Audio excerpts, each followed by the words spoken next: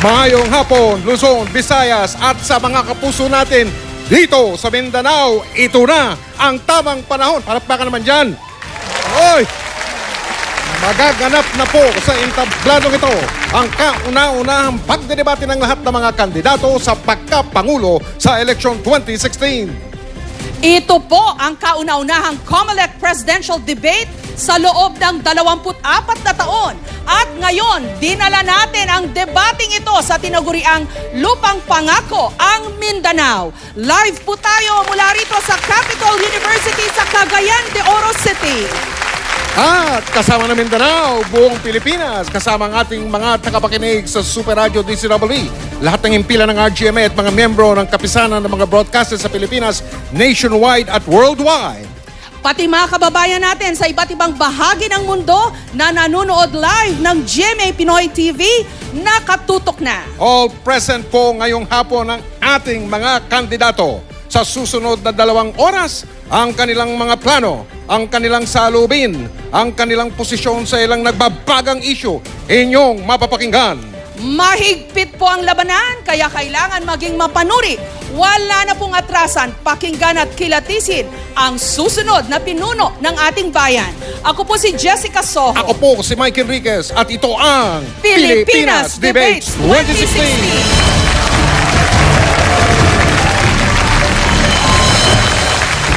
Magaganap na ang makasaysayang takbong pinakaabangan ng buong bayan.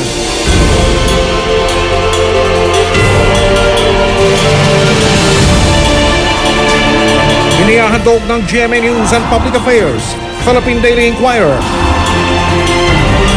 at ng Commission on Elections. Kasama ang KBP. Ang kauna-unahang paghaharap ng mga kandidato sa pagkapangulo ngayong eleksyon 2016. Dito sa Mindanao.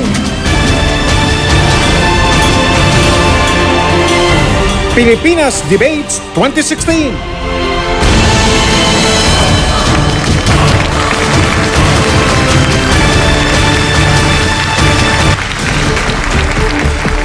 Kasama po nating magtatanong sa mga kandidato ang Editor-in-Chief ng Inquirer.net na si John Nery.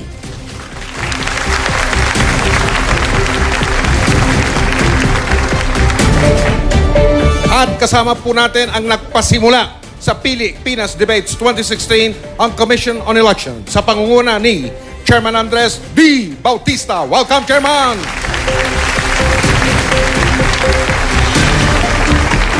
Wag na po natin patagalin. In alphabetical order po natin silang ipakikilala at bibigyan ng tigi 1 minuto para sa kanilang paunang panahayag at pananalita. Narito po ang kandidato ng United Nationalist Alliance o UNA na si Vice President Jejo Marbinay. Meron po kayong 60 seconds, Vice President. Mga kababayan, assalamualaikum. Mula noon hanggang ngayon, kahirapan pa rin ang problema ng ating bayan. Laki po ako sa hirap. Nakaranas po ako ng kahirapan. Kaya naman ako ay manungkulan sa pamahalaan, tinuunan ko po ang problema ng kahirapan. Sa Makati, napababa ako ang bilang ng mahihirap. Maraming nagkatrabaho at nakatikim at nakatamasa ng magandang serbisyo. Nagawa kong pinakamayaman ang lungsod ng Makati sa buong bansa. Dahil sa kagustuhan kong may ahon tayo sa kahirapan, siniraan ako at ang aking pamilya ng mga bagay-bagay na walang katamasan. So ako ho ay mamumuno mga kababayan dito sa ating bansa. Dala-dala ang aking malawak na karanasan, tamang pamamahala at malasakit sa bayan. Maraming salamat. Maraming salamat po, Mr. Vice President. Ang susunod po ay ang kandidato ng People's Reform Party, PRP, Senadora Miriam Defensor Santiago. 60 seconds, Senador. Mayong hapon sa inyong tanan. Bisan na late ako kaina, ang aeroplano ko kaina. Nalilipayan gid ako. Nga nakalabot ako akon dire. Kay gusto ko na kanina mag-swimming na lang ako from Laguna Bay hanggang dito. There are many things we are rich in this country. We are rich in natural resources. We are rich in people resources. And yet, year after year, we hear the same doleful note from our analysts and economists. We are one of the poorest countries in the 10 Asian member community. Why are we so poor? The answer is because everybody wants to have the money of the government in his own pocket. Tanan yan sila, lahat sila. Pag nagpresidente ako, parcel ang abutin nila. So what our country needs really is a sense of shared destiny. Narito po naman ang kandidato ng Partido Demokratiko ng Pilipinas, Lakas ng Bayan o PDP Laban, si Davao City Mayor Rodrigo Duterte. Meron po kayong 60 seconds, Good day. Mayor. It's good that Ma'am Miriam is here. She's one of the two only qualified to run this country as president.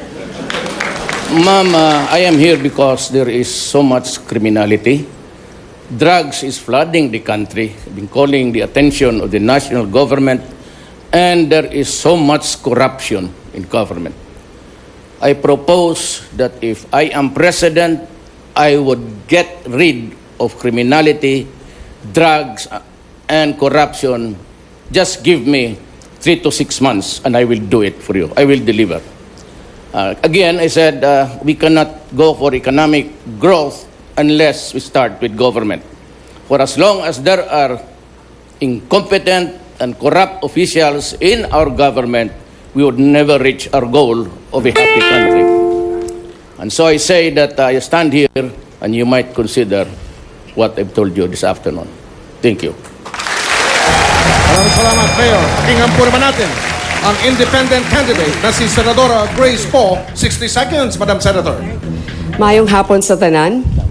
Nararapat lamang na tayo nagtitipon-tipon dito para mas maintindihan ng ating mga kababayan ang nangyayari sa kanilang mga kababayan dito sa Mindanao. Ang Mindanao po ang nagbibigay ng pinakamalaking produkto pagdating sa pinya sa mundo. Pangalawa po tayo. Pagdating naman po sa saging, pang-apat. Pagdating sa niyog, pang-lima. Pero hindi lang yon. Sa buong Pilipinas, dito po tayo umaasa ng kalahating pangangailangan natin sa mais. At 1/4 sa bigas, kalahati naman para sa isda. Pero bakit patuloy pa rin ang paghihirap ng ating mga kababayan sa Mindanao? Marami na pong namuno na may karanasan, ngunit ganun pa rin. Ang kailangan ay isang may tunay na malasakit, merong paninindigan, mabilis kumilos, at agarang makakapagbigay ng solusyon. Napakaganda ng Mindanao. Hindi lang natin dapat puntahan ito, dapat pasalamatan ito. Pinopropose namin 30% ng aming budget ay mapupunta dito sa Mindanao para sa agarang solusyon ng development. Maraming salamat. At ngayon naman ang kandidato ng Liberal Party, si dating DILG Secretary Mar Rojas. 60 seconds po. Magandang gabi sa inyong lahat. Hindi ho ba, pag pinasimple ang tanong, nagiging simple at klaro din ang sagot? Ano ang tanong? Kung ihahambing natin ang pagpili ng Pangulo tulad ng pagpili natin kung sino ang magmamaneho sa ating mga anak sa araw-araw, sino ang pipiliin natin? Kanino natin ipagkakatiwala ang kaligtasan ng ating mga anak? Sa isang taong may mga kaso ng pagnanakaw, sa isang mainitin ng ulo na maaaring maaksidente, sa isang ngayon pa lang natututong magmaneho. O ipagkakaloob po natin ito sa isang taong matagal na po ninyong kilala, matagal nang nanilbihan, at ni minsan hindi kayo pinahamak o pinagsamantalahan. At may magandang rekomendasyon pa sa dati niyang pinagtrabahuan. Buo ang loob ko sa inyong pagpasya. Maraming salamat po. Maraming salamat po sa ating presidential candidates. Maaari rin pong makilahok sa diskusyon sa social media at gamitin ang hashtag na Pilipinas Debates 2016. Mag-log on din sa gmanews.tv/eleksyon 2016. Wag na wag po kayong bibitiw dahil susunod na po ang round 1 ng debate ng ating mga kandidato. Kilatisin, busisiin ang inyong pipiliin. Ito ang Pilipinas Debates 2016. Pilipinas, kinabukasan ay nasa ating kamay. Makiisa't makiugnay at piliin mo ang Live na po tama po yan. para sa ng GMA 360-degree camera dito sa loob ng Capital University sa Cagayan de Oro, Mindanao. Special na camera po yan na kumukuha ng lahat ng anggulo at maaari ninyong kontrolin sa pamamagitan po ng mga staff namin dito sa debate hall kung tawagin. Punta po kayo sa gmanews.tv. Makiisa at makibahagi Pilipinas, iparinig ang ating tinig Pilipinas, makiisa at makibahagi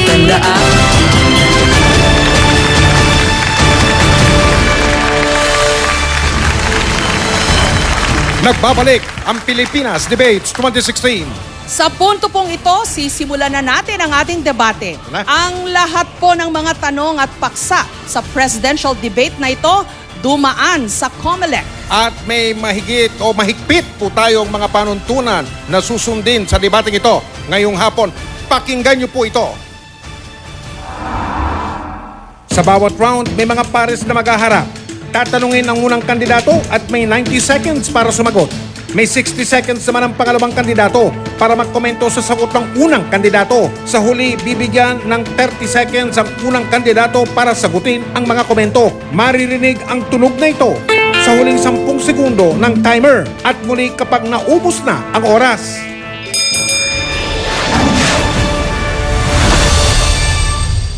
Simulan na natin ang round 1. Ang ating tatalakayin ang track record at performance ng mga kandidato, pati na ang mga isyong kanilang kinakaharap. Alphabetical po ang tapatan ng mga kandidato natin sa round 1 na ito. Kaya ang unang pong maghaharap ay sina Vice Presidente Jeje Barbinay at Senadora Miriam Defensor Santiago. Mr. Vice President, ito po ang tanong. Meron po kayong 90 seconds, Mr. Vice President. Sa panayam, kung inyo natatandaan sa DCBB, pinaliwanag yung karamihan sa inyong mga real estate na mga pagmamay-ari ay minana ninyo mula sa inyong ina at sa pagulang. Pero sa inyong SALN, 2 lang sa 13 real estate properties ang inilista ninyo bilang inheritance o mana. Paglilinaw ng inyong kampo, Mr. Vice President, maaaring tinatawag na land area ang pinagbasihan ninyo sa inyong sagot at hindi po ang bilang. Pero ang hindi pa rin nasasagot, kung hindi po minana, 10 nang galing. Ang iba po ninyong 11 ari-arian at paano po lumago ang inyong yaman sa loob ng mahigit 3 dekada bilang isang opisyal ng gobyerno. Mr. Vice President, meron po kayong 90 seconds. Alam mo, Mike, 3 dekada, ang haba ng panahon na yan. Ha? Pero hindi ko natatandaan na sinabi ko na yung aking mga lupa, puros mana. Yung iba naman doon, nabili namin. At may kakayahan naman kaming makabili. Hindi naman, porking kami ko ay nasa pamahalaan, wala na ako kaming magagawa para makabili ng mga pag-aari. Hindi po totoo na ako ho maraming lupa. Ito ho either naman ako o ito ho ay nabili ko. At hindi lang ho sa nanay ko yun, pati po sa tatay ko. Okay, salamat po, Mr. Vice President. Senadora Miriam, ano naman po ang reaksyon? Bilang isang opisyal ng gobyerno na mahaba rin nanungkulan, Madam Senator, sa tingin ninyo ba ay tinatawag na matter of public interest ang yaman at ari-arian ng isang opisyal ng gobyerno? May SALN, di ba ho, Senadora? Yeah, that's no longer a matter for debate because it has already been embodied in a law. It's no longer a bill, it's a law. So sa gusto namin at sa ayaw, kailangan talaga ilandad namin ang lahat ng pag-aari namin. Ngayon ang pagtatanong ko ay, ito ho bang mga pag-aari ni Vice Mayor, nakuha niya o nabili niya o nabigay sa kanya bago siya naging opisyal sa Makati o pagkatapos naging opisyal na siya? Mr. Vice President, gusto niyo po sagutin yung tanong ni Senadora?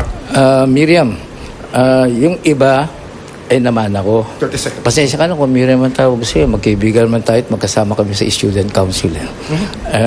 Yun, naman ako pa yung bago ako nalagay sa pwesto.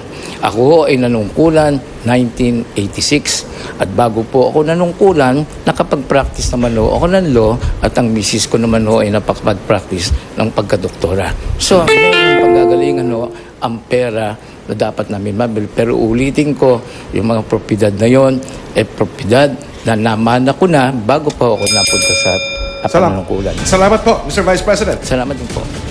Maghaharap naman po ngayon sina Senadora Defensor Santiago at si Mayor Rodrigo Duterte.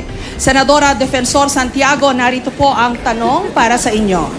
Senator Defensor Santiago, kayo po ay nag-file ng qualified medical leave noong 2012 dahil sa chronic fatigue syndrome at nagpatuloy ito noong kayo ay na-diagnose na may stage 4 lung cancer. Sa nakalipas na 16th Congress, mula 2013 hanggang 2016, wala pa hong 10 beses kayong nakadalo sa mga plenary session. Kung sa Senado po ay naging mahirap na para sa inyo ang makapasok sa trabaho, bakit pa po ninyo hinahangad ang mas mabigat pang trabaho ng pagiging Pangulo ng Bansa? Ano po ang inyong motibasyon sa pagtakbo sa gitna po ng inyong karamdaman? 90 seconds po, Senator Santiago. Hindi mo ba alam ng sakit, tumataas o bumababa o nawawala? Magtatanong ka bakit may sakit ka, bakit tumatakbo ka? Eh, diretso ko yan o karapatan ko yan sa ilalim ng under our Constitution. Wala namang constitutional provision that if you get sick of something, you are disqualified. Ano pa yung iba niyang gustong malaman? Ang sabi po ay iilang beses lang daw po kayo nakadalo sa plenary session. I was at the height of cancer stage 4. Stage 4 is the last stage. Nag-aantay ako mamatay. Eh, hindi ako pinatay ng guardian angel ko eh.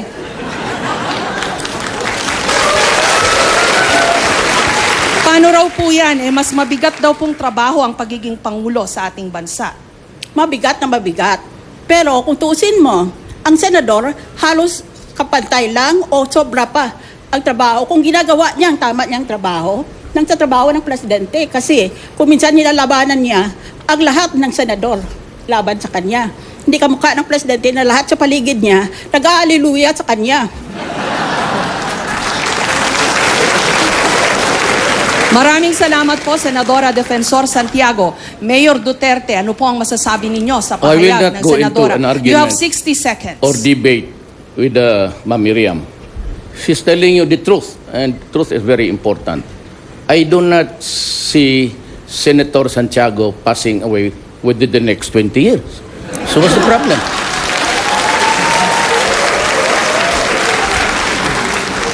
Senadora, you have a chance to answer. May counter rebuttal po kayo kay Mayor Duterte. Thank you. 30 seconds po. My only purpose is to serve out the rest of my life.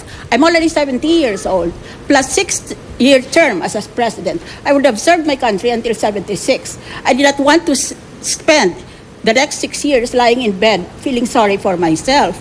In fact, I did not lie in bed. I did not feel sorry for myself. I felt sorry for my country. Because graft and corruption is endemic and everybody speaks out, but nobody has done very much except Mayor Rudy Duterte. Maraming salamat po, Senadora Defensor Santiago.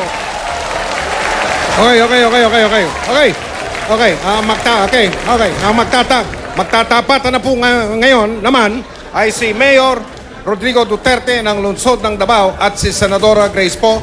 Mayor Duterte, ito po ang tanong para po sa inyo. Unang tanong, sa inyong talumpati noong Nobyembre, 22 beses po kayo nagmura, Mayor. Minsan nyo na rin inaming naharap kayo sa reklamong acts of lasciviousness.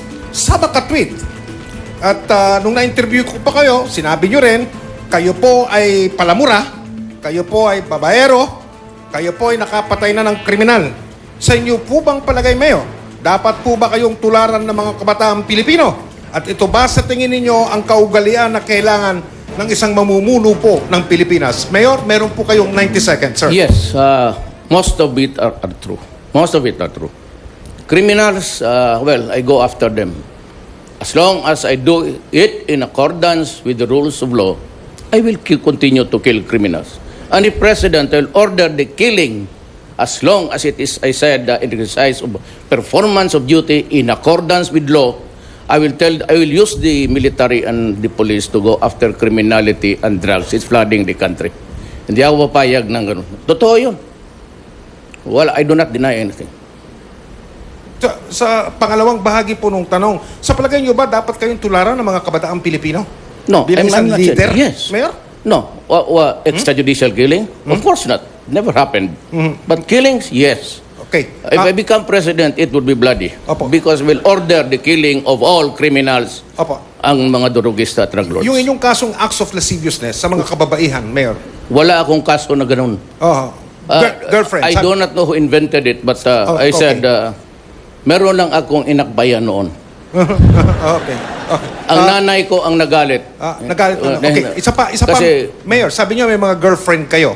Dapat Totoo. pantularan yan ng mga kabataan. Well, kung hiwalay ka sa asawa, doon gawin mo sarili mo.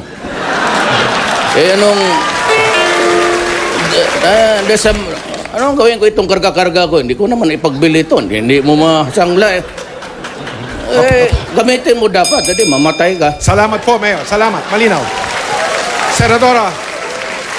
Senadora Grace Poe, bilang isang babae at kandidato sa pagkapresidente, dalawa lang pa po kayo ni Senadora Miriam.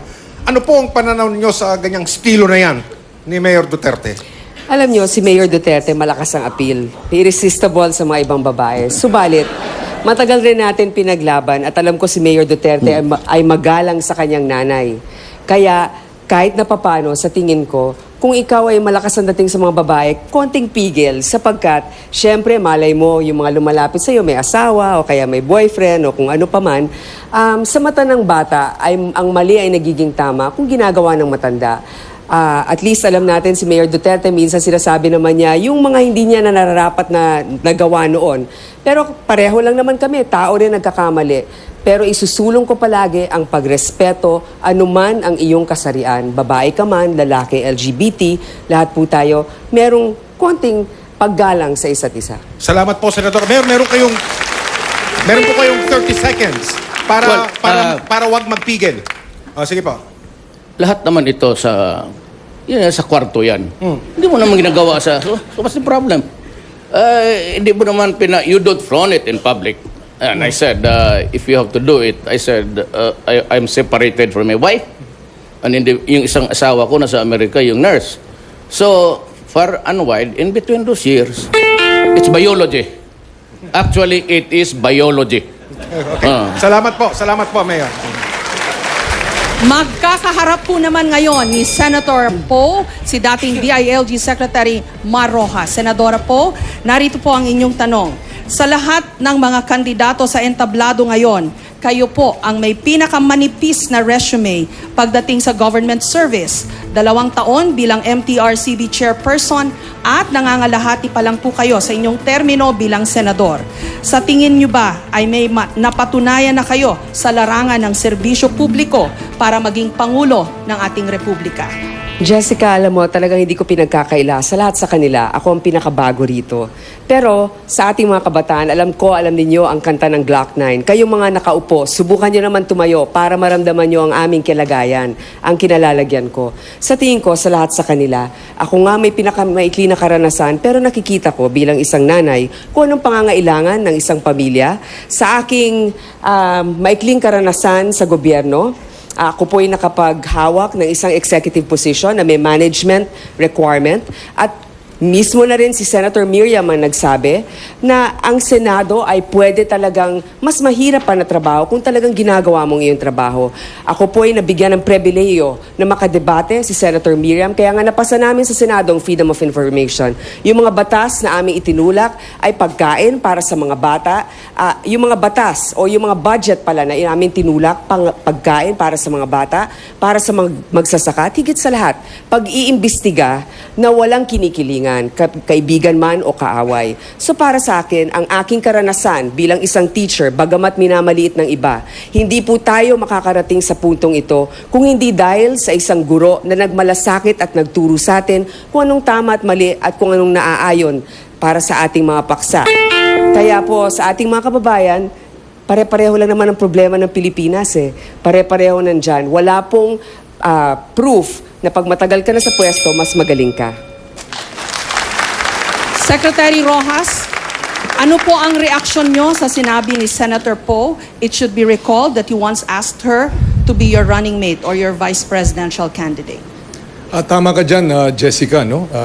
Inanyayahan natin si Senadora Poe na sumama dahil nga sa pagkilala na tulad ng sinabi ninyo ay manipis yung kanyang karanasan sa pamumuno. At siguro ipagpaumanhin ng aking kaibigan, si Senadora Grace Poe, na ang pagiging Pangulo ay hindi OJT.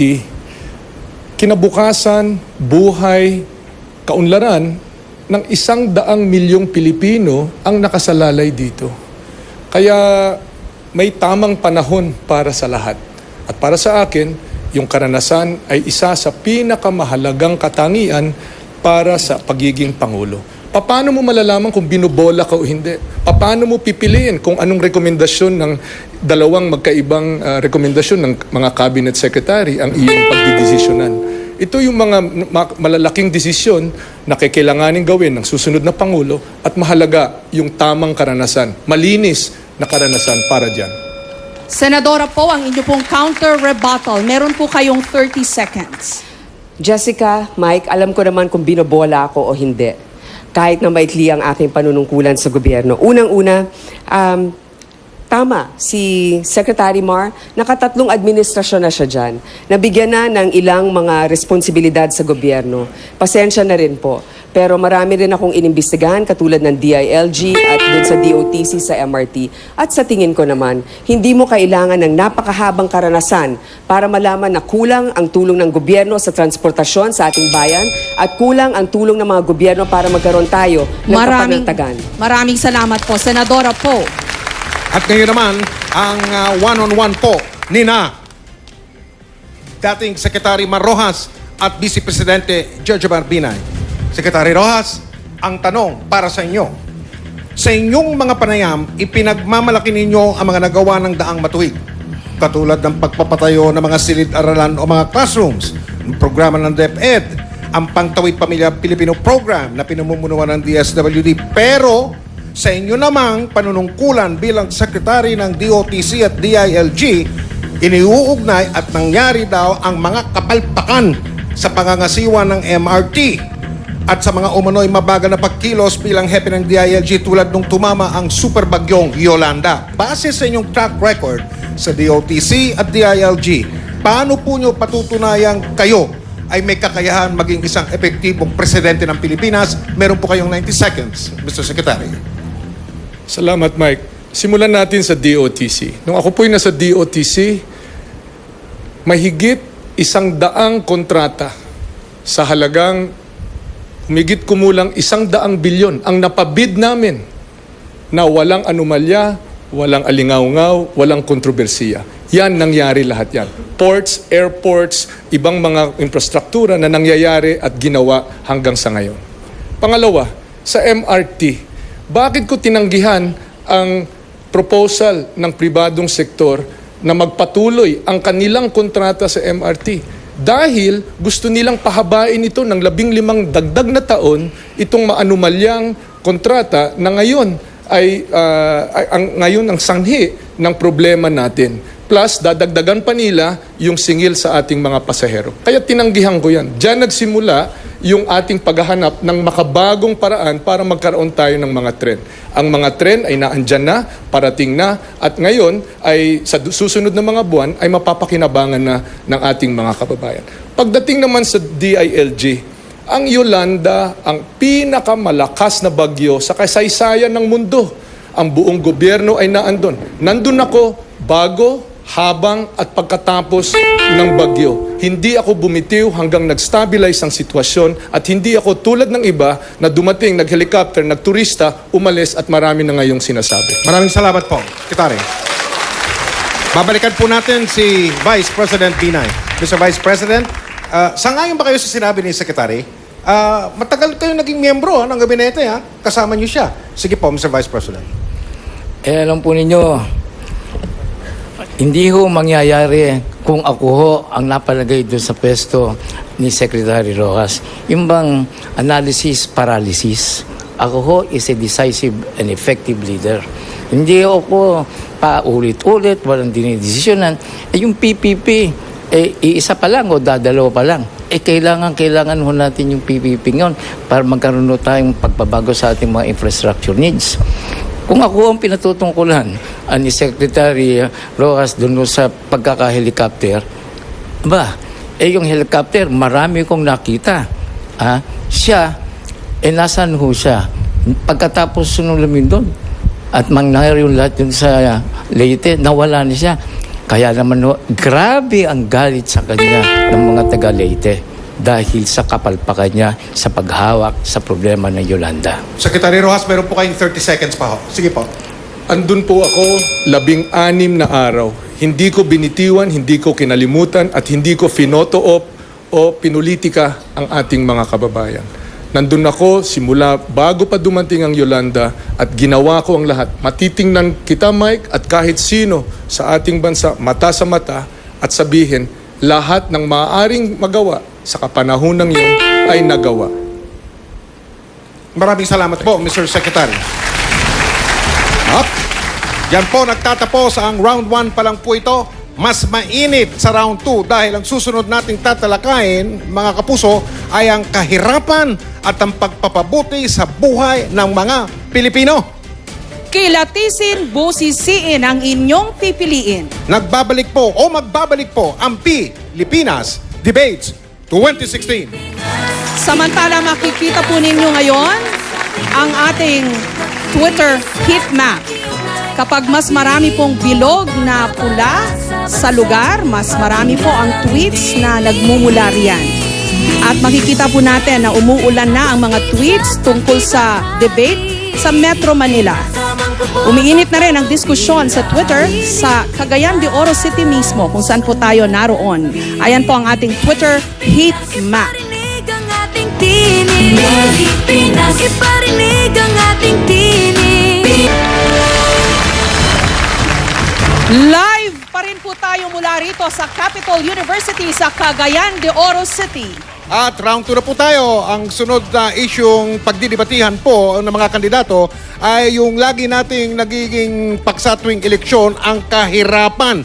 Partikular na po natututukan natin, paano ba mapapabuti ang buhay ng ating mga kababayan, lalo na yung mga may hirap. Sa mga nakalipas na taon, lumago ang ekonomiya ng Pilipinas. Pero halos hindi nagbago ang poverty incidence o kahirapan sa bansa. Pinakamahirap na sektor ang agrikultura, kung saan kabilang ang mga mangingisda at mga magsasaka. Sa kasalukuyan, milyong-milyong Pilipino pa rin ang walang trabaho. Paano ito tutugunan ng susunod na Pangulo? Para sa round 2, nagbunutan na po ang mga kinatawan ng ating mga kandidato ng kanilang pagkakasunod-sunod. At ang una pong maghaharap ay sina Vice President Binay at si Senadora Poe. Sa round na ito, bubunutin din po natin ang mga tanong para sa ating mga kandidato. At simulan na po natin, ang mga kapuso. Ang unang tanong po ay para kay Vice President Binay. At ito po, bubunutin natin ang tanong. Mula dito po sa Sisidlan. Sisidlan, yung bilog na tambyolong gawa sa kristal. Mr. Vice President, meron po kayong 60 seconds para 90. sa... 90 seconds. Sorry po, 90 seconds.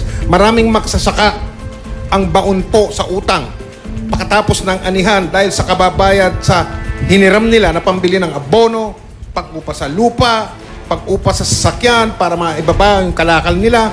Patuloy naman ang pag-angkat natin ng mga mas murang bigas at mas murang gulay na lalong nagpapahirap sa mga magsasaka. May plano ba kayo para matulungan ang ating mga magsasaka nang hindi nadidihado naman ang mga mamimili? 90 seconds, Mr. Vice President. Imo-modernize po natin ang agrikultura. Bali ba naman ang agrikultura ay napakaliit ng contribution sa GDP natin. Yun hong ating mga magsasaka. Kunin na ho natin yung carp. Yung carp po, maganda ang intention doon. Pero among others, that is to make the lands productive. O kasama ho dyan yung mga magsasaka na sinasabi nyo naghihirap. Dahil sa yung parte ng carp na yun, tutulungan sa subsidizing, asistahan ng ating pamahalaan.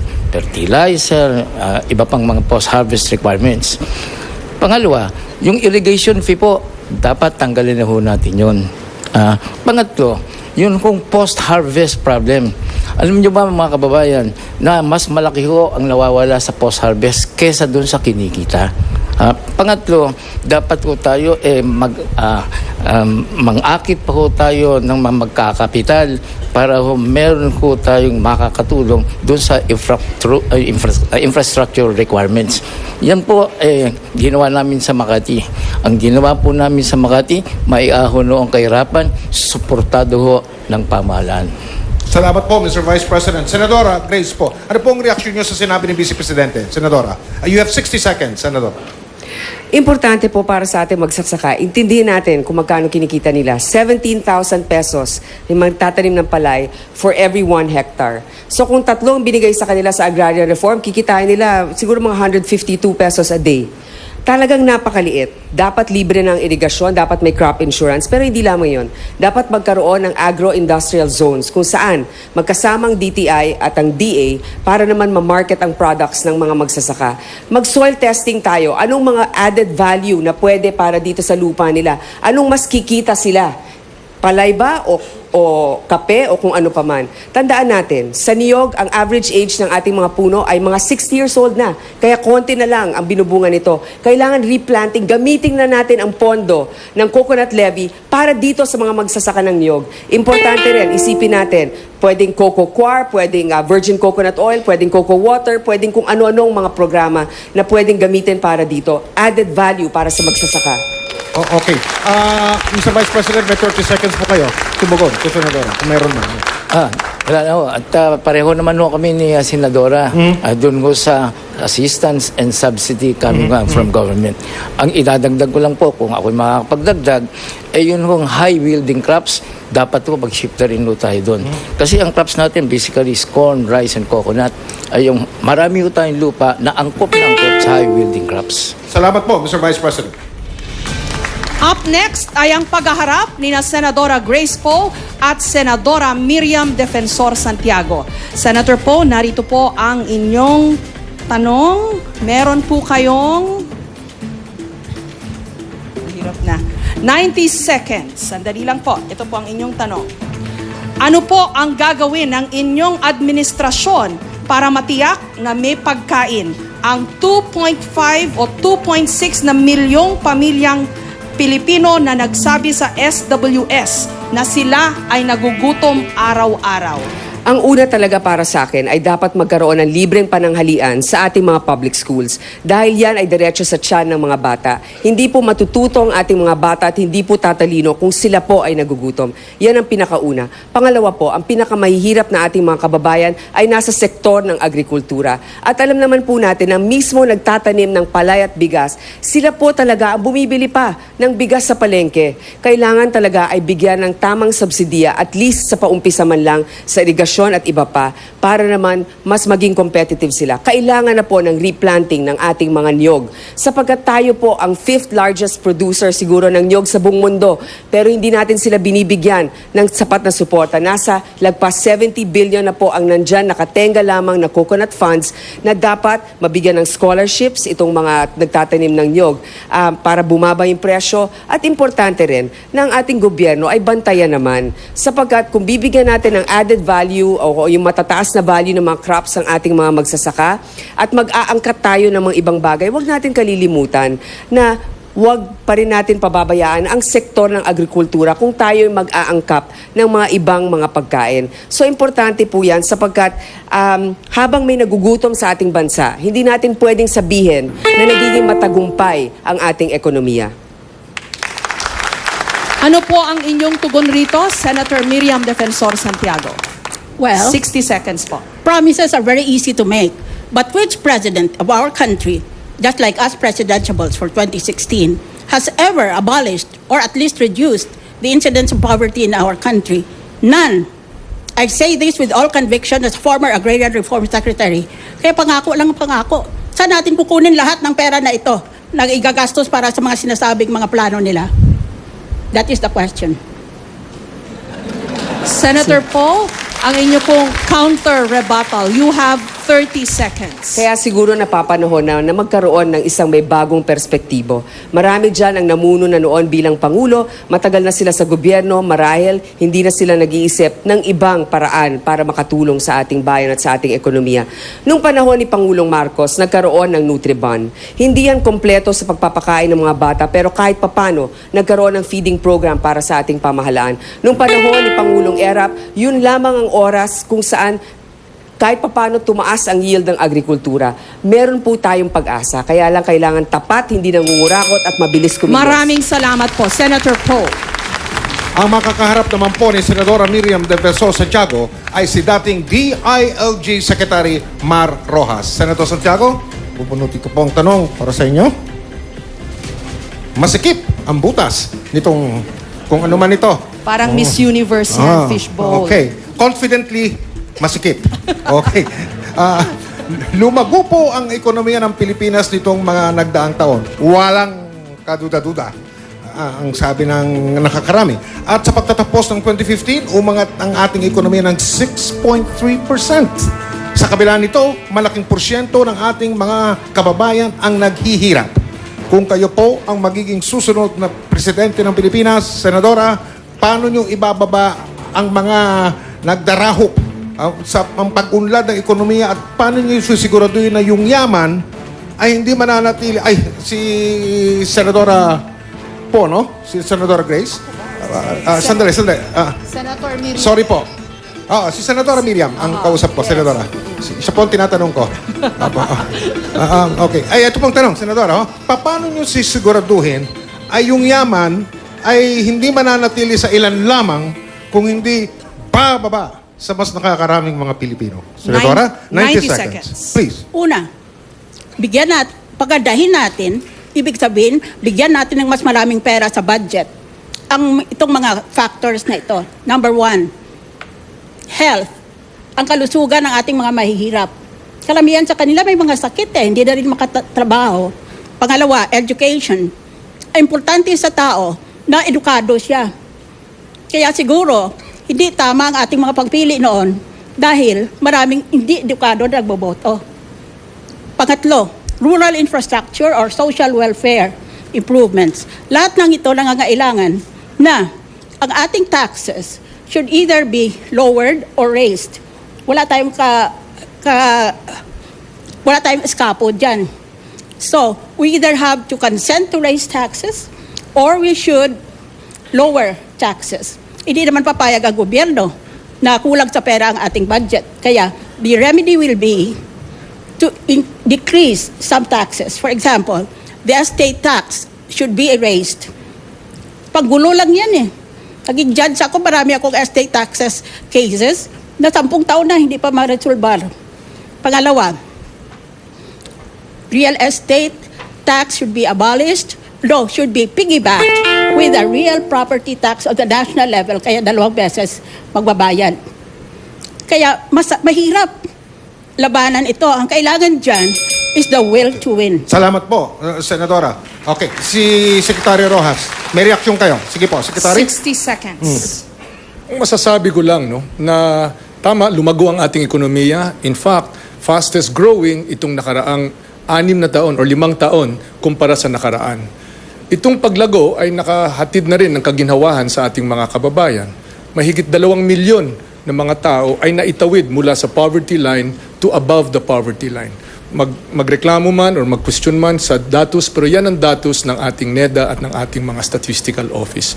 2 million families ngayon ay hindi nakabahagi ng tinatawag na mahihirap.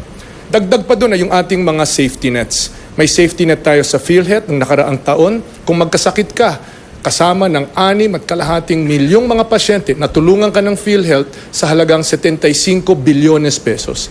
Kung dati-rati bawal magkasakit, ngayon may kasangga ka ang inyong gobyerno para hindi na mauubos ang laman ng bulsa mo sa kakabayad ng pagpapagamot. Yan ang inihatid ng Daang Matuwid. Yan ang itutuloy ko sakaling mabigyan ako ng pagkakataon. Salamat po, Mr. Secretary. Senadora Santiago, you have 30 seconds to reply, to react, kung gusto niyo po.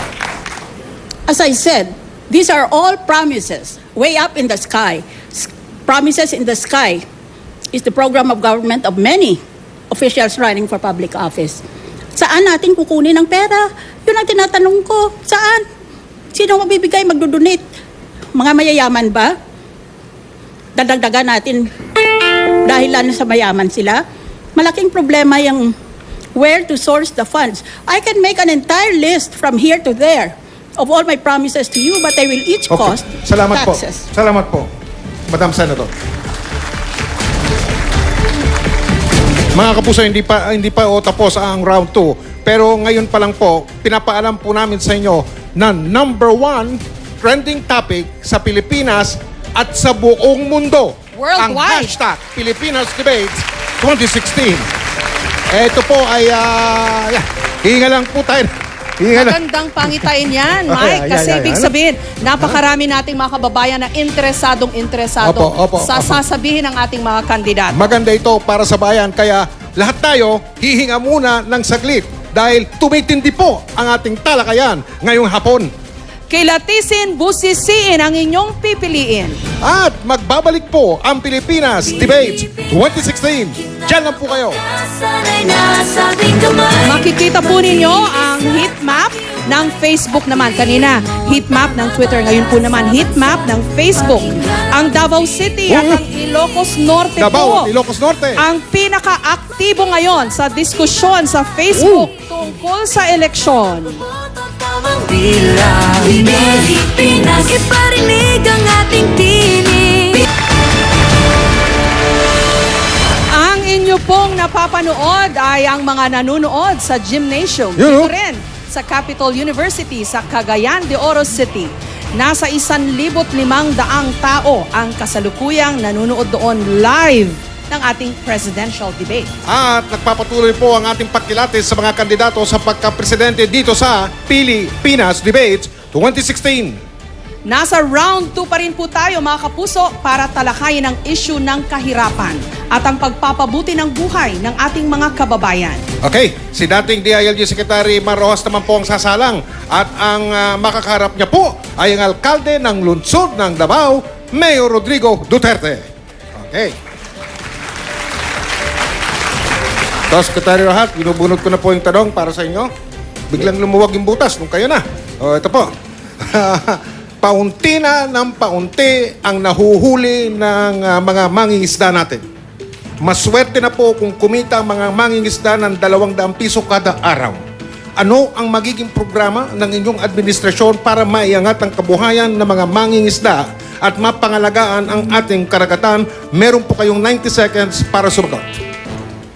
Para sa ating mangingisda, ang pinakamahalaga ay ang murang pautang. Nauubos ang kanilang kapital, ang kanilang kinikita sa kakabayad ng interes at amortisasyon sa kanilang inuutang. Hindi pa nga sila nagpapalaot, iniutang na nila ang kanilang huhulihin. Kaya murang pautang isa sa pinakasusi para sa kanilang kaginawahan. Pangalawa, makabagong teknolohiya. Importante ito. Doon lang sa Dagupan, sa ating bottom-up budgeting, may napakagandang project na gagawin natin ito sakaling ako'y maging Pangulo sa buong Pilipinas. Nabigyan natin ng fish finder. Ito yung mga radar para sa ating mga mangingisda. Nakikita nila kaagad kung saan yung mga isda. Hindi na-aksaya ang kanilang panahon at pera sa kakabili ng gasolina. Direkta sila kung saan yung mga isda. Nahuhuli nila ito, balik, sariwa pa, na ibebenta nila sa magandang presyo. Pangatlo, post-catch facilities. Ito yung mga chiller, ito yung mga packaging na mahalaga para mas mataas ang kikitain nila kumpara sa kinikita nila ngayon. Sa ngayon, limitado ang kanilang kita dahil nabubulok ang kanilang isda. Pag nagkaroon ng mga post-catch facilities tulad ng mga chiller, tulad ng mga reefer vans, dadalhin ang kanilang huli sa mga pamilihan, gaganda ang kanilang kita. At panghuli, ang pinakamahalaga ay infrastruktura para mas madali nila maparating ang kanilang huli sa mga pamilihan. Salamat po, Mr. Secretary. Mayor Duterte, meron po kayong 60 seconds para mag-react. Agree ba kayo kay Secretary Rojas? Yeah, I cannot rebut what he has said because it's all true. Gusto ko nga kopyahin kung papayag siya eh. Idagdag ko na lang yung akin. Payag ba kayo? Ano? Secretary? Oo naman, bakit Okay, hindi? sige. Tuloy niyo, Mayor. Well, I said this is true in every program of government. Ang problema lang ko kasi dito, marami tayong problema in the past. There were a lot of problems to help our fellow men, fisheries, farmers and all. Ang nakakaproblema ho dito is in the implementation along the way. Because if you have incompetent and corrupt officials, it will be the same. Biyayang Dagat was the greatest program of any government. But along the way, sumabog because there was corruption. Ma'am Miriam says it all. Wala akong debate sa lahat nila. Problema, incompetence sa mga tao and corruption, hindi yan correct eh. Okay. Salamat po, Mayor. Secretary Rojas, 30 seconds. Incompetence and corruption. Secretary, 30 seconds. Nasa sentro ng programa ng Daang Matuwid, nasa sentro ng diwa ng pagkatao ni Mar Rojas, yung anti-corruption. Sa mahigit 20 taon ng panunungkulan, ni minsan hindi nabahira ng ating pangalan ng kahit anong anomalya. Ako galit sa mga korap at hindi ko papayagan na magkaroon ng korupsyon sa aking panunungkulan. Ang importante dito ay itong mga nasabi ko ay nasimulan ng magawa, nasimulan ng matamasa ng ating mga mangingisda at itutuloy ko yan, papalawakin ko yan para mas marami pa ang giginhawa sa ating mga programa. Salamat po, Secretary Rojas. Ang nabunot naman ni Mayor Duterte ay si Vice President Jejomar Binay. Mayor Duterte, narito po ang inyong tanong. Meron po kayong 90 seconds para po sagutin ito. Ang tanong, isa sa mga problema ng mga magsasaka at mamimili ang pagkakaroon ng mga rice cartel na nasa likod ng smuggling at price manipulation. Paano babanggain ng administrasyon ninyo ang mga rice cartel na ito? Sos, ma'am. Kunyan lang, I'll do it in 3 days. Hulihin ko lang yung gagong, yung when I testified in the Senate, I identified somebody there. Bangayan. He was one of those smuggling rice. Yung cartel nila, madali yan. As president, sabi ko nga, 3 to 6 months, tapos lahat to eh. Ano really? I am willing to stake my honor, my position, and my life.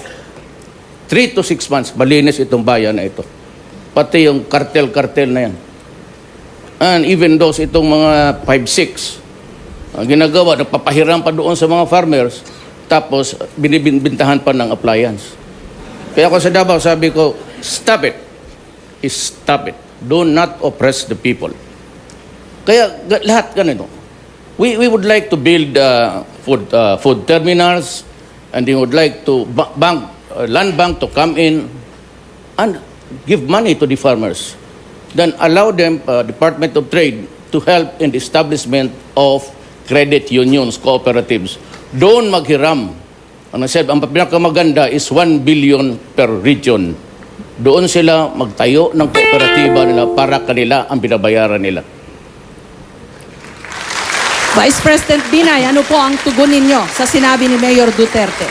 Alam po ninyo yung problema ni smuggling, makikita ho ninyo yung leader, doon ho nagsisimula ang problema.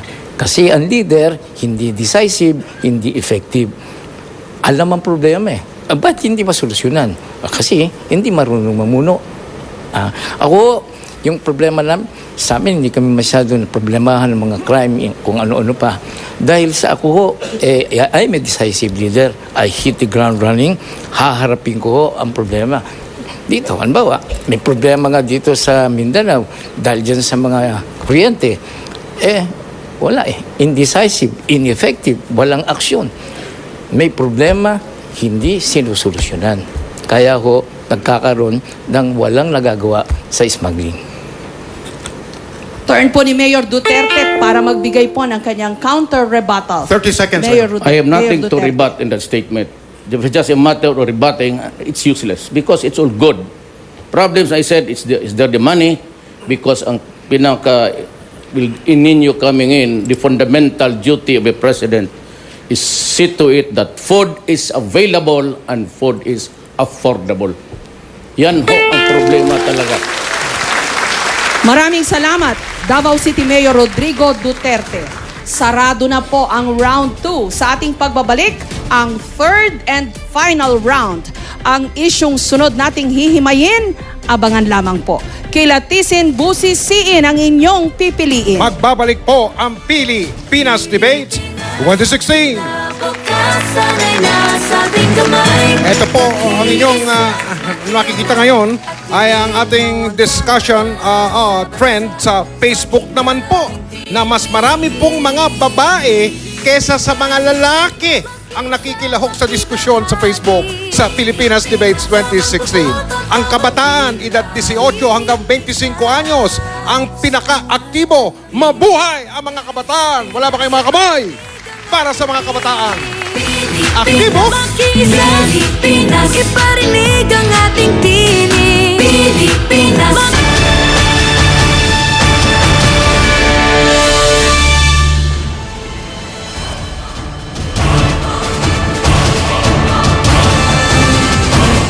At ito po muli ang isa na namang kuha ng GMA 360-degree camera. Maaari niyong kontrolin yan para makasilip kayo sa loob nitong debate hall. Ayan mga kapuso, magputalong po kayo sa gmanews.tv. Live po yan mga kapuso. Tuloy ang ating pagkilatis at pagbusisi sa mga kandidato sa pagkapangulo dito sa Pilipinas Debates 2016. Round 3 na po tayo mga kapuso. Okay dito. Mga issue pong na kinakaharap ng ating kinaroroonan sa mga sandaling ito, Mindanao, tututukan ng kasama natin na magtatanong po mula sa social media.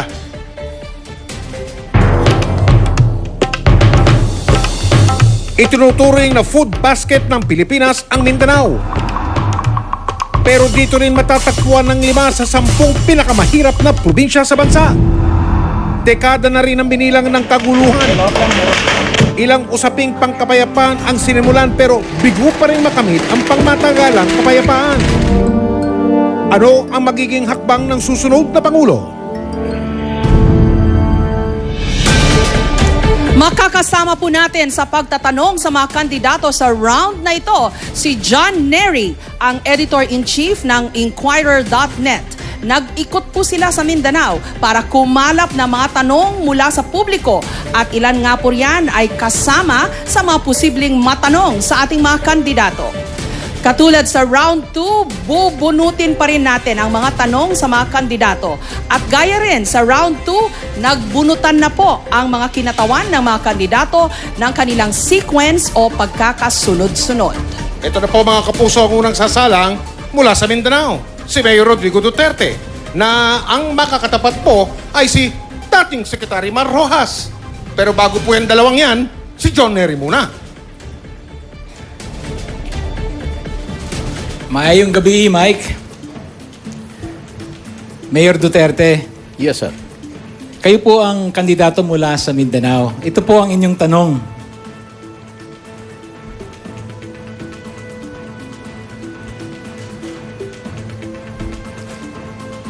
May nagpadala sa amin ng litrato sa social media. Makikita rito ang isang maputik na kalsada at isang ilog na walang tulay sa Zamboanga. Galit na raw ang mga katulad ni Ken Sharif dahil matagal na nilang hinihiling ang maayos na tulay at kalsada. Kung ikaw ang magiging pangulo, paano mo tutugunan ang hinaing ni Ken? At paano mo maiiwasan ang irregularities sa mga infrastructure projects? Meron po kayong 90 seconds. Yes, sir.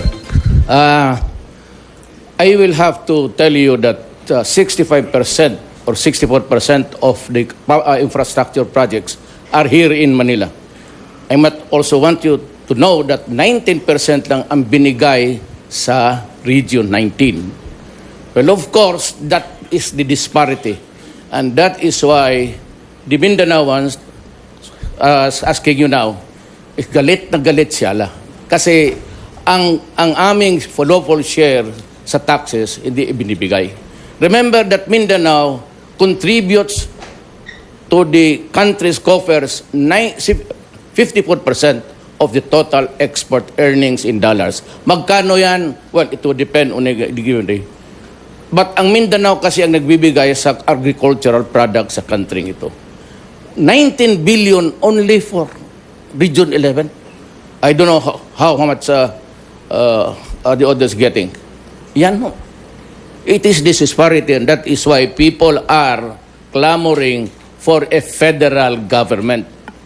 I-dissipate na muna natin yung central powers, for after all, that is a symbol of our being oppressed of us as a people a long time ago.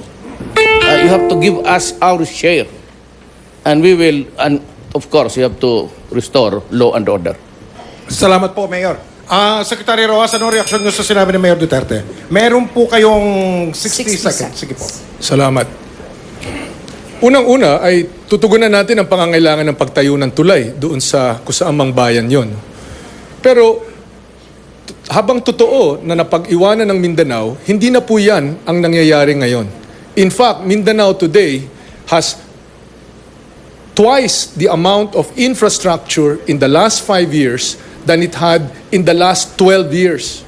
260 billion pesos ang dumating sa Mindanao itong nakaraang 5 taon kumpara sa 125 billion nung 12 taon ni ni Gloria at ni Erap.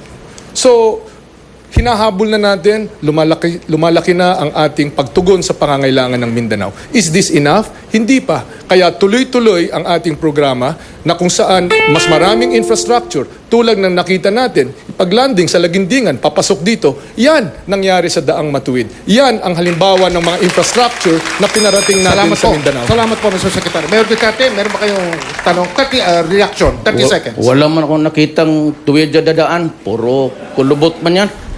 You know, I said this year, the budget was given to Manila, the largest portion of it was 64%.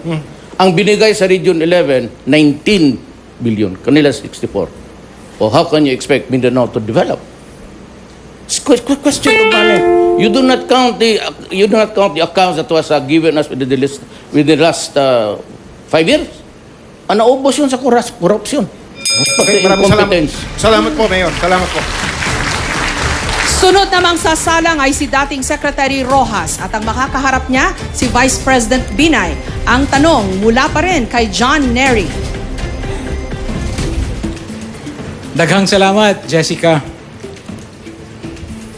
Ginoong Rojas, ang tanong po sa inyo,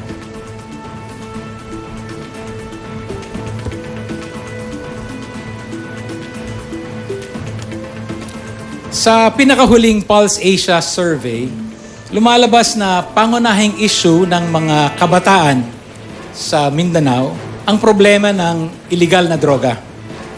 Sa buong bansa, 1.7 million ang lulong sa droga. Kapag ikaw ang naging Pangulo, paano mo tutugunan ang problemang ito? Ano ang gagawin? Paano ang gagawin sa mga drug cartel? Kailangan bang ibalik ang death penalty para masolusyonan ang problema? 90 seconds, Secretary. Ang droga ay isa sa pinakamatinding problema na hinaharap natin bilang isang lipunan. Walang pamilya sa ating buong bansa na hindi tinamaan sa problema ng droga. Tututukan natin ito, natutukan na natin ito at tututukan natin ito sa pamamagitan ng sa taas, paghabol, kumbaga sa sibat, yung tinatawag nating lambat sibat. Sibat, hahabulin natin yung mga kartel tulad ng ginawa namin sa PNP nung ako po ay DILG. Mahigit 2 bilyon ang halaga ng droga na nahuli nung kapanahunan ko. Yan ang mga kartel. Sa baba naman, sa pamamagitan ng lambat, policing, street, sitio, and house level policing ang kinakailangan. Ganun pa man, hindi natin malulutas ang problema ng droga kung aasahan natin ang pulis lang. Ito'y problema ng buong lipunan. It takes all of us coming together. Mga guro, mga magulang, mga kapitbahay, lahat po ng lipunan ay dapat magtulong-tulong para malutas natin ang problema ng droga. Hindi ito madali. Malaking pera ito, kasama na yung mga corrupt, iba politiko, iba mga pulis. So anti-corruption pa rin ang pinakamahalagang sandata para malabanan natin ang droga. Ang inyo pong reaksyon, Vice President Binay. 60 seconds. Unang-una na, ang problema po dyan ay mahina ang enforcement. Nandyan na po, nalalaman ng mga illegal drug syndicates. Ano ho ang ginawa? Wala masyadong lahabla. Kung may lahabla naman, wala naman nung nangyayari. Kasi, isa pa, hindi ho effective hindi ho decisive ho ang ating leadership. Ako sa Makati, hindi ho na inabutan kong problema po yan. Yan problema ng droga. Pero ako ho decisive. Wala tayong papayagan yung mga kaso ng illegal drug syndicates. Ako, tuwing maghaharap-harap kami, tinatanong ko, oy, ano na ba ang mga kaso? Nagawa na ba? Nasolusyonan na ba? Sa ulitin ko, yung banggit sa death penalty, hindi ako naniniwala sa death penalty. Gawa po ng Diyos yan. Hindi ko dapat natin gawin yan. Ulitin ko, kailangan lamang ko decisive ang pagharap sa problema. Yon ang wala. Kaya ko nagiging problema. Counter rebuttal, Secretary Rojas, 30 seconds po. Nabanggit ni Vice President Binay ang Makati. Pero hindi ba ang totoo, dalawa ang Makati? Makati ng mga Ayala na maunlad, maraming trabaho, at Makati ng mga Binay na mahirap pa rin. Comembo, Rembo, nandyan pa rin ang mga mahihirap, nandyan pa rin ang mga droga. In fact, Makati has the highest drug rate. Lahat ng mga mayayaman dyan, lahat ng clubs, bawat Biyernes, Sabado, nandyan laganap ang droga sa Makati. Maraming salamat po, dating DILG Secretary Mar Rojas. Pwede ba kong sumagot? Mabilis na po. Sige po, Vice President. Ewan ko kung saan yung statistics ni Mr. Rojas. Hindi ho naging problema sa amin ng droga. Yung EMBO, naku, masay ho ang mga tao doon. Kasi yung mga lupa doon na ibigay ko. At malaki na ang halaga. Wala hong kahirapan sa Rembo. Sa buong Makati, nakapag-deliver po kami at naingat po namin ang buhay ng bawat taga-Makati. Okay, maraming pong salamat. Daling ko po si Vice President Binay sa mga housing na kung saan nila nilagay ang mga nailipat nila para makita kung gaano kahirap pa rin ang mga tao na Sige po, ilipat nila. babalik po tayo sa ating sequence. Mamaya po, kayo mag-alala. Itutuloy po nila yan. Gusto nyo? Palakpak kung gusto nyo. Yun! Yun, oh! Ayun, sandali lang po. Mr. Si Vice President Binay naman, si ngayon, Vice President Binay. Opo. makakaharap si Senadora Miriam Defensor Santiago. Puntahan po muli natin si John Nery. John? Salamat, Jessica. Mr. Vice President, ito po ang tanong para sa inyo. Sa pag-iikot namin sa Mindanao, lumalabas na nais ng mga kabataan na maipasa ang Anti-Political Dynasty Bill. Kayo po ay kabilang sa isang political dynasty. Ito ba, paano nyo bibigyan ng prioridad itong panukalang batas na ipasabuhay ang constitutional provision laban sa political dynasty? Meron po kayong 90 seconds. Unang-una po, kailangan maging maliwanag ko kung ano ba ko talaga ang dynasty tinutukoy. Oo nga't nandyan na po sa saligang batas, yung labanan ng dynasty, pero hindi ko magkasundo kung ano ba talaga ang definition ng dynasty. Pangalawa, bakit naman ho magkakaroon ng batas para pagbawalan yung gustong magtrabaho? Qualified naman at mahahalal naman sa isang malinis at marangal na halal. Hindi naman ho guarantee na porking kamag-anak mananalo. Ang menina, tagad ang anak, asawa, lahat ho natatalo. Uulitin ko lamang, kailangan lamang po magkaroon ng malinis at marangal na halalan. Palagi ko nagsimula itong issue ng sa dynasty dahil sa mga unang panahon, pagkakamag-anak na overspending, patayan at iba pa. Pero kung qualified, gustong magtrabaho, bakit naman ho? Basta't dadaan lamang sa isang marangal at malinis na halalan.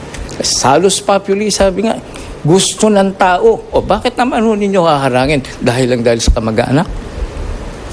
Salamat po. Tapos na po, Mr. President. Okay. Salamat po, Mr. Vice President. Senadora Miriam Defensor Santiago, reaction please. You have 60 seconds, Senadora.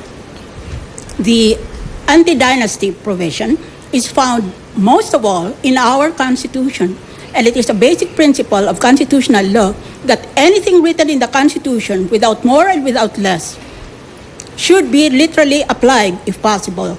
Sinabi na ng Constitution hanggang ngayon, hindi pa na sa batas yung aking bill ng anti-dynasty. Kaya hindi natin define kung sino mga members ng dynasty, anong mga patakaran para masubsume sila ma-form part sila ng isang dynasty. Dapat may batas na ganun. Yun ang sinasabi ng mga membro ng Kongreso na malabo. Ang totoo dyan, self-interested sila. Gusto nila ang dynasty kasi mga dynasty ang mga pinanggalingan nila o pupuntahan nila. Ngayon, kung ayaw nila nun, then we have to amend the Constitution. But while it is there, it must be obeyed. The Constitution is always and always supreme. Salamat po, Senadora. Mr. Vice President. Excuse me po, ano po masasabi niyo dyan? 30 seconds. Si Miriam, mayroon ho siyang anak na halal. Kung malabo ho ang definition ng dynasty, yan ang problema natin. Tama ho si Miriam. Meron sa Constitution. Ang problema, walang implementation na batas. Kaya kung tayo nagkakagulo pa. Okay, maraming salamat po, Mr. Vice President. Si Senadora, Kailangan sagutin niya kasi may nabanggit uli. Parang may gusto kayo sabihin kanina. Sige na nga, Senadora. Sige, may kilang. Meron ba kayong gusto sabihin? Hindi. Napatingin kayo eh. Yeah. Kasi mali ang sinabi. Ang anak ko noon tumakbo na party list representative. After one term, he did not run for another post. So, wala po kayong anak sa gobyerno ngayon? Wala. Okay, salamat po. Claro.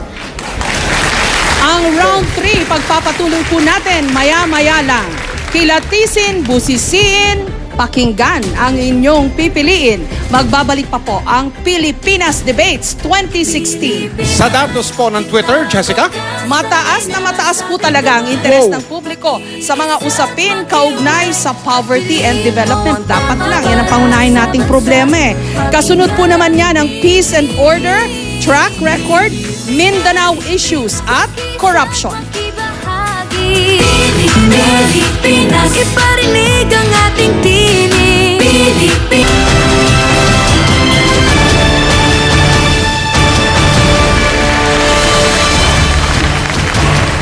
Nagbabalik po tayo dito sa lungsod ng Cagayan de Oro, dito sa Mindanao, para sa pagpapatuloy ng Pilipinas Debates 2016 at magpapatuloy po tayo sa Round 3. Ito po, mga kapuso, pero bago po yan, may mga nagtatanong po yung nakikita sa tenga ni Vice President Binay. Ang tawag po dyan sa aming propesyon ay override o yung tinatawag na in-ear monitor. Ganito po yun. Mga kapuso, meron po kaming lilinawin. Nakakabit po yon, ang naririnig po doon ay yung audio o tunog na on the air o sa papawid ng debate. Lahat po ng kandidato, inalok po namin, lagyan yan. Dapat maklaro po namin sa inyo yon. At tanging, ang nagpalagay lang po niyang override ay si Vice Presidente Binay. Salamat po. Ang ating pong hinihimay ngayong round 3, mga isyong kinakaharap ng Mindanao at mga tanong mula po sa ating mga netizen. Ito na po ang susunod na magtatapatan. Senadora Miriam Defensor Santiago at Senadora Grace Po. Ang dalawang babaeng kandidato sa pagkapresidente, balikan natin si John Nery. John. Salamat, Mike. Ito po ang susunod na tanong para kay Senadora Santiago. May mga nagsasabing para madepensa ng Pilipinas sa sigalot sa West Philippine Sea, kailangan natin ng EDCA or Enhanced Defense Cooperation Agreement.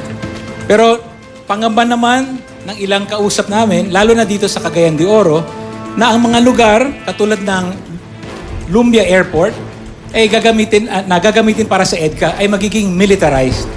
Kayo po ba ay pabor sa EDCA? Kung hindi, ano ang nakikita ninyong alternatibo para madepensahan ng Pilipinas laban sa banta mula sa China? 90 seconds po. I am against the EDCA.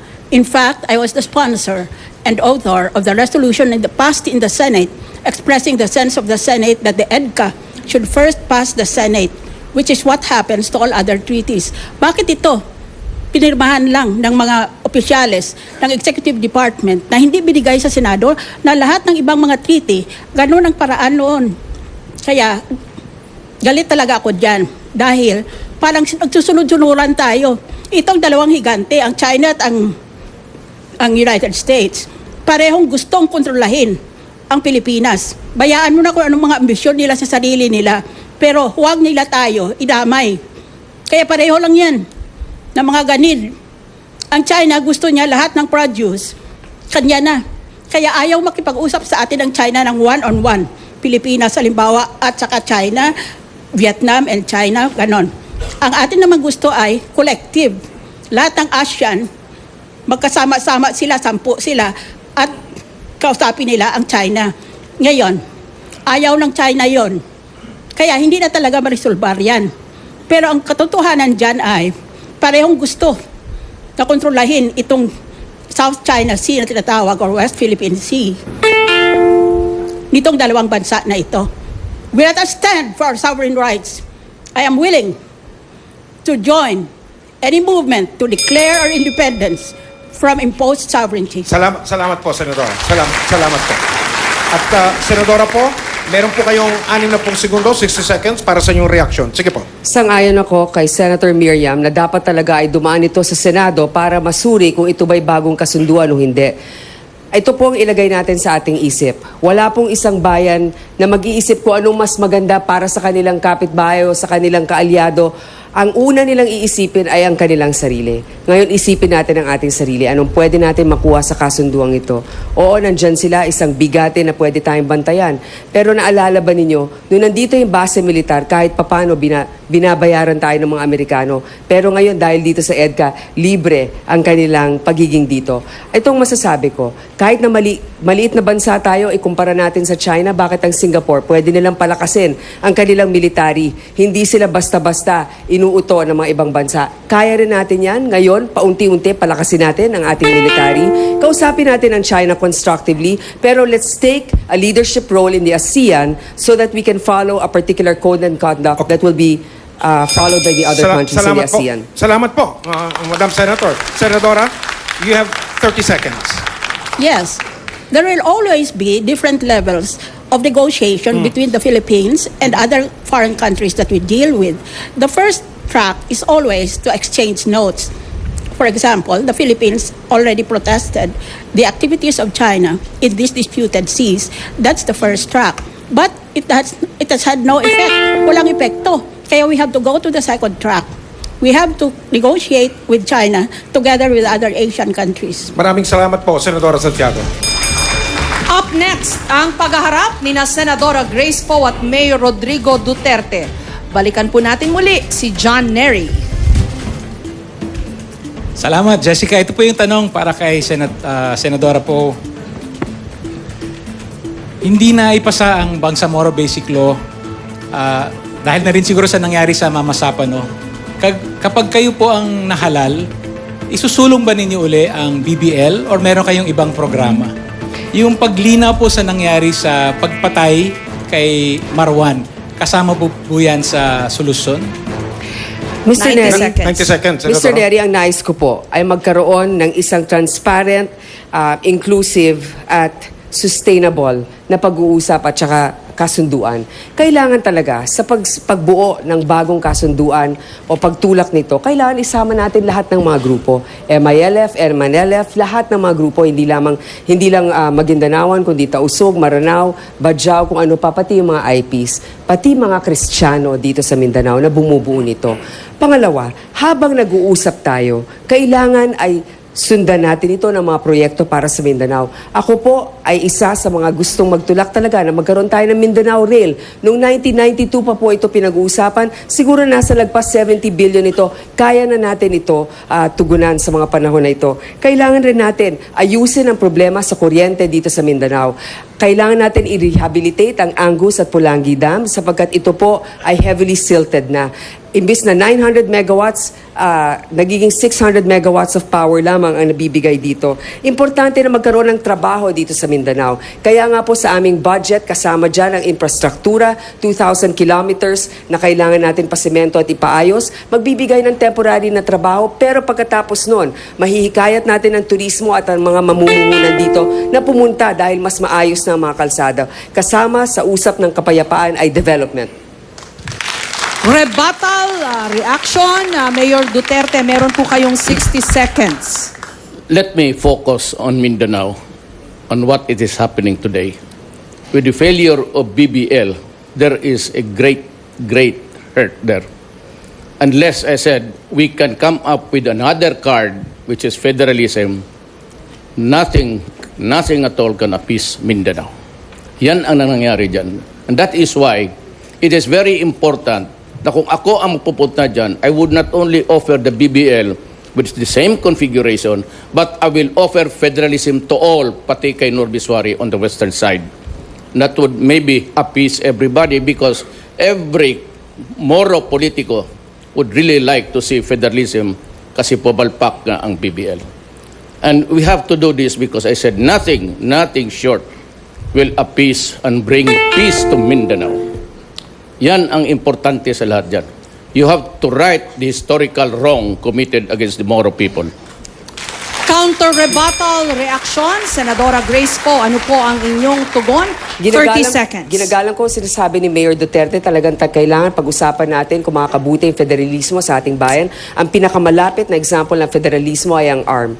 Ngayon, gawin natin to sa umpisa ng termino ng isang Pangulo kung ano makakabuti. Pero sa tingin ko, ang kailangan ng ating mga kababayan ay devolution of powers kung saan ang local government ay mas may prerogative sa paggasta ng kanilang pondo. Sa ngayon po, dapat 40% pero less than 30 or mga 30% lang ang nabibigay sa local government. Mali po yun. Kailangan ay taasan natin.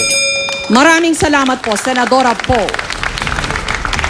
Ito po, tapos na po ang round 3, mga kapuso. Susunod! Mapapakinggan nyo na po ang mga huling salita ng mga kandidato para sa hapon na ito. Closing statement. Tawag po nila dyan, closing statements, mga kapuso. Gusto nyo pa? 1 hour? Sige po, sandali lang. 1 Sige. hour each? Sir? Sir? 1 hour daw. We're Okay, good sir. until 9. Give us time to explain further what we like to present to the people. Patay. 1 more hour daw. Kilatisin, busisin po ang inyong pipiliin. Magbabalik po, mga kapuso, ang Pilipinas Debates 2016. 1 hour? Sa ating kamay, Oh? makiisa't makiugnay at piliin mo ang tama para sa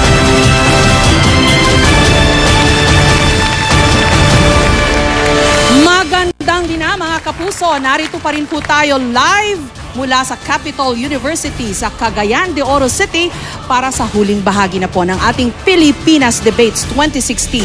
Kasama pa rin po natin lahat ng ating mga kandidato sa pagkapangulo. Mga kapuso, nito pong nakaraang linggo, nagpunta po kami sa bayan ng Pikit sa North Cotabato dito sa Mindanao. Nakilala po namin ang isang estudyante sa grade 5 na nakikita nyo yan. Si Norisa po yan. Malungkot po ang kwento niyang si Norisa. Dahil hawak po siya ng kanyang ama nang siya ay nabaril sa isang rido. 3 kilometro lang po naman ang layo mula rito sa ating kinaroroonan ngayon. Nakilala ko si Nanay Nening, 71 years old. Ang tanging ikinabubuhay nilang mag-asawa ay ang pagbebenta ng panggatong. Kada buwan, 300 piso lang ang kanilang kita.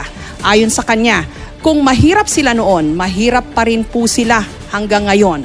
Kasama sina Nornisa at Nanay Nening sa mahigit 100 milyong Pilipino na nais po ninyong pamunuan. At para po sa pangwakas na pananalita, closing statements ngayong gabi, pakisabi na din po sa mga nakikinig at nanonood sa Pilipinas at buong mundo, bakit kayo ang dapat maging susunod na kandidato, presidente ng Republika ng Pilipinas? Bibigyan po namin kayo ng tig-1 minuto para riyan. Alphabetical ulit po ang ating sequence o pagkakasunod-sunod. Ito na po, mga kapuso, kukunahin natin si Vice President Jejomar Binay. Mr. Vice President, 60 seconds po. Batay po sa aking karanasan at tamang pamamahala at pagmamalasakit sa ating kapwa, lalo na sa mahirap, yan hong pagharap sa problema ng kahirapan ay dapat po nating harapin sapagkat problema pa rin po yan. Kaya po bahunan, tigilan na po natin yung underspending. Ang sinasabi ko, pagka underspending, underperformance, hindi nagagamit yun, dapat paggamitan.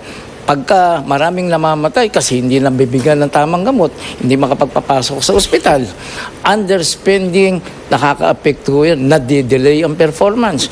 Yung mga infrastructure requirements po natin na makakatulong ko yan dahil sa magpapadami ng kabuhayan, hindi ko nagagawa. Kaya ko kailangan po tayo na magdagdag at gastusin ang pera para magbago ho ang ating buhay. Sunod po naman si Senadora Miriam Defensor Santiago. 60 seconds po. We are here looking for a real leader of the Philippines who will implement all the valuable suggestions that were made here this evening. But this is not a personality contest. This is not a show for entertainment. This is a show to educate the Filipino voter on what his own responsibilities are, in addition to those that are being assumed by the presidential candidates. One, there should be academic excellence. Dapat naging head of the class or at least naging honor student. Dahil kung hindi mo na marunong yon, ano ngayon ang ibibigay niyang dulong sa atin? Pangalawa, may professional excellence. Kung naging professional yon, dapat binigyan siya ng mga award ng mga kapwa professional niya dahil sa hanga sila sa kanya. But third and most important, we should have moral excellence. Dapat ang binoboto natin walang bahid sa kanyang record. O kung may inimbesto man, masyadong hindi ka panipaniwala. So, good luck to you and good luck to all of us. I hope this country will deserve to be what God meant it to be. A happy, prosperous nation. Salamat po, Senadora. 60 seconds po sa huling pananalita ngayong hapon ni Davao City Mayor Rodrigo Duterte. Mayor. Nganong ni amang kongre? Why am I here? I am here because I love my country and I love the people of the Philippines. I am a native of the Philippines. There's so much corruption, there's so much crime, and so much drugs flooding the country. And seems that nobody is minding this talk. Matagal na yan, we've been raising that problem. And as if every time before a forum, we talk about this, about that. Kung bigyan ninyo ako ng pagkakataon, only if God wills it also, I will stop it. I said, this is an imposed restriction on me. Hindi ako nagpapabilib sa inyo. I will get rid of drugs, suppress crime, stop corruption in government in a matter of 3 to 6 months. Because I believe that without peace, without corruption, we cannot really survive and develop as a nation. Si Senadora Grace Poe naman ang susunod na magbibigay ng closing statement. Senadora Poe, 60 seconds. Maraming salamat sa inyong pakikinig. Nararapat lamang na pinag-usapan natin ang lahat ng ito. Ito po hindi tungkol sa mga kandidato, kundi tungkol sa inyo. Hindi po kung anong gusto namin, kung hindi kung anong mahalaga sa inyo. Dahil ito ay tungkol sa Mindanao, nais kong balikan ang mga nais nating gawin dito sa Mindanao. Unang-una, kailangan talaga na magkaroon ng sapat na kuryente na murang halaga para sa ating mga kababayan. Yan ay ating gagawin, i-rehabilitate natin ang lahat, babantayan natin ang mga transmission grids para ito naman ay sapat ang kuryenteng maibibigay. Pangalawa, trabaho para sa inyo. 30% po ng budget ng national government ilalagay natin dito. Pangatlo, kailangan din na magkaroon ng pakikipaglaban sa korupsyon. Pag ako po ay naging Pangulo, unang executive order, magkakaroon ng freedom of information na matagal na nating ginugusto. Sa Pilipinas, sa buong Pilipinas, sa Mindanao man, ang importante ay isang leader na mapagkakatiwalaan. Oo nga, bago na ako, pero hindi na rin bago ang ating mga problema at marami ng matagal dyan, pero paulit-ulit pa rin ang kanilang mga lumang solusyon. Salamat po, Senadora. At pakinggan po naman natin si dating DILG Secretary Mar Rojas. Secretary, 60 seconds po. Bakit ko gusto maging Pangulo? Maraming mga pagkakataon sa buhay ko, alam ko wala sa mamamayang Pilipino. May trabaho ako, may naipon ako. Alam kong maayos ang kinabukasan ng anak ko dahil nakapag-aral siya. Pag may nagkasakit sa pamilya namin, kampante ako na may gagamot sa kanila. Hindi ko pinoproblema ang kakainin ko sa bukas. Bakit ko gusto maging Pangulo? Dahil gusto ko maging ganito din ang buhay nyo. Malaya sa gutom, malaya sa takot, at malayang mangarap. Mahihiya akong mahihiya ako harapin ang aking magulang, aking anak, kayo mismo, kung hindi ko gagawin ang lahat para mangyari ito. Maraming salamat. Maraming salamat sa ating mga kandidato. Maraming salamat din po sa Philippine Daily Inquirer na katuwang ng GMA sa paghahatid sa inyo ng Pilipinas Debates 2016. Thank you sa Editor-in-Chief ng Inquirer.net na si John Neri. Sa Team Bahay na masipag nag-tweet, nag-post sa Facebook, nakibahagi sa diskusyon sa GMAnews.tv, sa Super Radio DZBB at sa lahat ng RGMA stations nationwide. Salamat din Thank po. you rin po. Salamat po sa mga kasapi ng kapisanan ng mga broadcaster sa Pilipinas. Maraming salamat po sa Commission on Elections. COMELEC, maraming salamat po. At lalong-lalo na lahat, maraming salamat po sa milyong-milyong Pilipino na tumutok ngayong hapon at gabi, kumilatis, bumusisi sa mga kandidatong ito. Maraming salamat po muli sa ating mga kandidato. Sabi nga ho nila, walang personalan, politika lang. Kaya, aanyayahan po namin kayo na pumunta sa harapan ng ating entablado at magkamayan po, alang-alang sa bayan. Naway nakatulong po kami sa inyong pagdedesisyon ngayong eleksyon 2016. Iisa lang po ang inyong boto, kaya pag-isipan ang husto. Ako po ang inyong kapuso, Jessica Soho. Mga kandidato, pakitaas lang ang mga kamay para sa Pilipinas. Mga kapuso, isa sa kanila magiging susunod na presidente ng Republika ng Pilipinas. Ako po si Mike Enriquez. Maraming salamat po sa inyong pagtitiwala.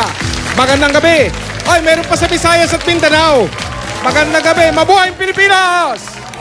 Mabuhay! Iparinig ang ating tinig Pilipinas, makiisa at makibahagi. Tandaan tamang pagboto, gusto at tamang bilang. Pilipinas, ingatan ng bayan. Pilipinas, Ating dangal ay alagaan. Pilipinas, Maging tapat, huwag kalimutan.